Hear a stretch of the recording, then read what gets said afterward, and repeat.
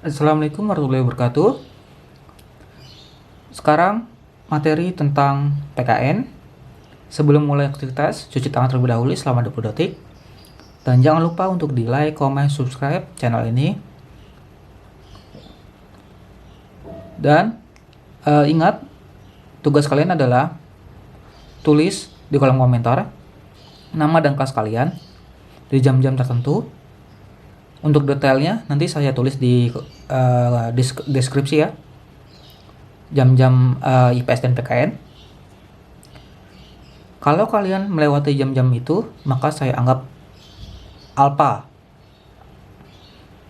Jadi sebaiknya kalian harus segera mengisi nama dan kelas kalian di kolom komentar. Dan juga tugas kalian nanti merangkum, mencatat apa yang saya tulis, yang saya jelaskan. Boleh di buku tulis atau di kertas folio, silakan. Tugasnya hanya sampai malam itu aja. Jadi misalkan di jam saya jam 8, maka di hari itu di jam 12 malam kalian harus segera mengumpulkan tugasnya.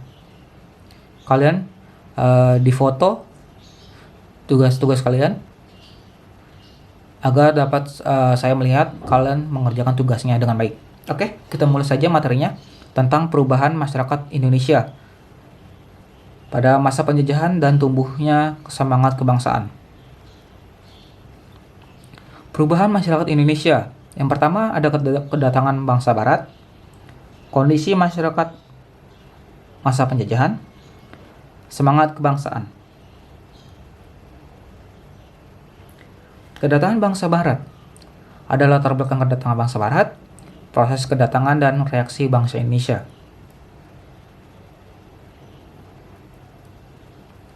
Latar belakang kedatangan bangsa Barat. Yang pertama, ada daya tarik Indonesia bagi bangsa-bangsa Barat, ada motivasi 3G, lalu ada revolusi industri. Daya tarik Indonesia bagi bangsa-bangsa Barat. Jatuhnya Konstantinopel yang merupakan pusat perdagangan internasional di Timur Tengah sana ke tangan Turki Utsmani menyebabkan bangsa-bangsa Barat mencari alternatif pusat perdagangan rempah-rempah yang lebih murah. Indonesia yang dinilai letaknya strategis dan memiliki iklim tropis yang kaya akan rempah-rempah. Masyarakat Indonesia juga ramah terhadap bangsa asing hingga bangsa Barat itu tertarik untuk menjajah Indonesia. Ada motivasi 3G, Gold, Glory, Gospel. Apa itu gold? Gold itu tujuannya itu untuk mencari kekayaan, yang dimana akhirnya melakukan ekspedisi untuk melakukan penjajahan. Lalu glory, kejayaan bangsa. Lalu ada gospel, menyebarluaskan atau mengajarkan agama Nasrani. Yang dimana pada saat itu agama Nasrani itu benar-benar sangat berkembang. Jadi ada semacam perintah dari raja atau ratu untuk memerintahkan orang-orangnya untuk melakukan ekspedisi keluar negeri untuk menyebarkan agamanya atas perintah dari gereja. Revolusi industri merupakan salah satu pendorong imperialisme.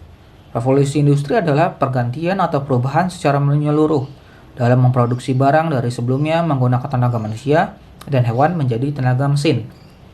Penggunaan mesin dalam industri menjadikan produksi lebih efisien, ongkos produksi dapat ditekan, serta barang yang diproduksi dalam jumlah besar dan cepat. Berkembangnya revolusi industri menyebabkan bangsa-bangsa Barat memerlukan bahan baku yang lebih banyak.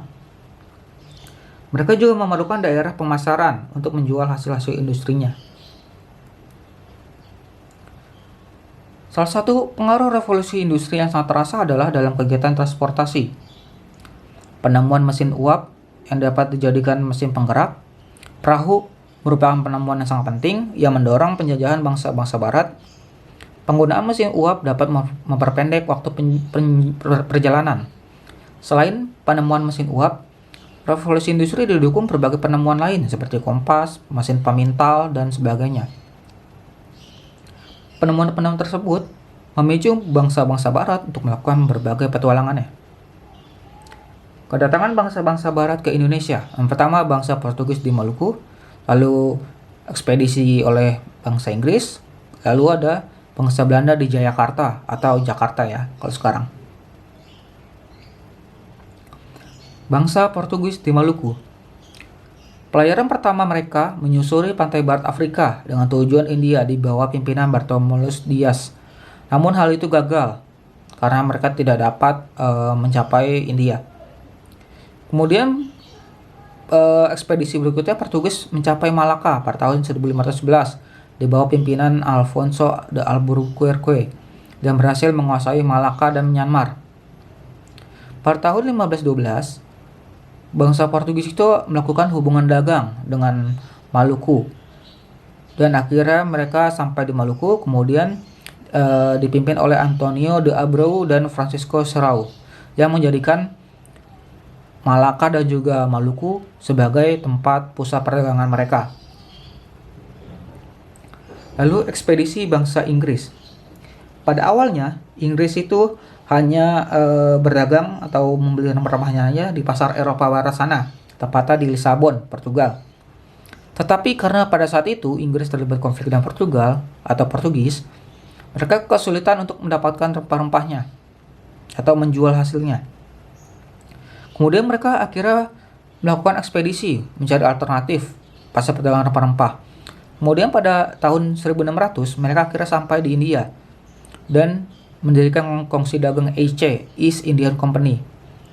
Lalu setelah berhasil di India, mereka meneruskan pelayarannya ke Nusantara dan akhirnya berhasil menguasainya.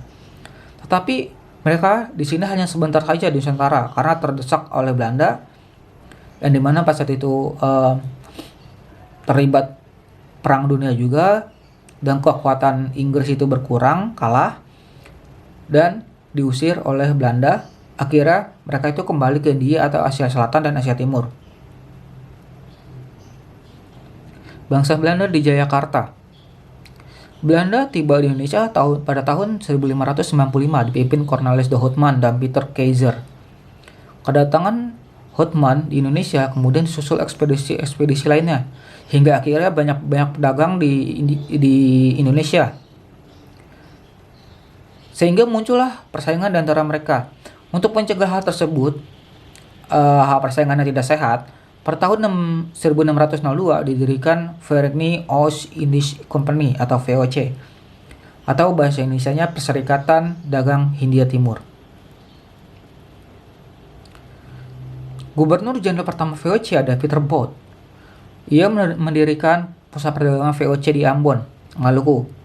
Kemudian akhirnya memindahkannya ke Jayakarta, karena Pulau Jawa dianggap lebih strategis sebagai lalu lintas perdagangan.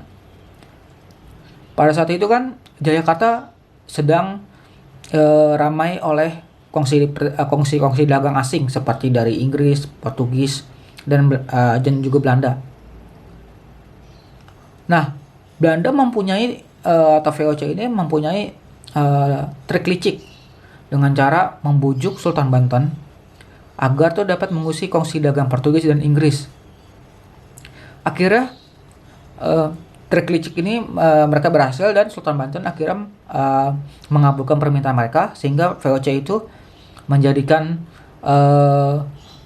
Jayakarta sebagai tempat benteng pertahanan, pusat kantor dagang dan juga pemerintahan, serta akhirnya memonopoli perdagangan hingga akhirnya merebut Jayakarta atau Jakarta. Yang dimana kalau kalian tahu Jayakarta diganti menjadi namanya Batavia oleh Belanda atau VOC ini. Dan setelah mengalami masa keemasan VOC akhirnya bangkrut. Karena apa? Karena ekonominya sedang lemah. Daya beli masyarakat sedang turun. Dan juga karena ada perilaku korupsi di bagi pegawai-pegawainya. Sehingga mengakibatkan kebangkrutan bagi VOC dan akhirnya dibubarkan. Oke, materi untuk minggu ini sampai di sini saja. Jangan lupa tulis di kolom komentar tentang nama kalian dan juga kelas kalian di jadwal-jadwal tertentu atau di jam-jam tertentu.